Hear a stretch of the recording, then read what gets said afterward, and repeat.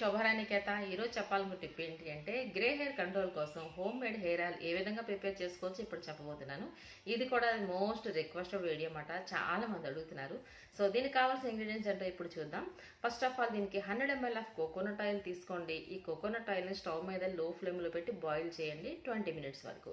తర్వాత ఏం చేస్తారంటే ఒక హాఫ్ బౌల్ ఆవాలు తీసుకొని ఇది కూడా స్టవ్ మీద పెట్టి బాగా రోస్ట్ చేయండి, అంటే మార్చేసేయండి అనమాట. సో ఇంచుమించు బ్లాక్ అయిపోవాలి మార్చడం అంటే, అంతే కదా. ఈ మాడిన ఆవాలు బాగా మాడిపోయి ఉంటాయి కదా, అప్పుడు స్టవ్ ఆఫ్ చేసేసేయండి.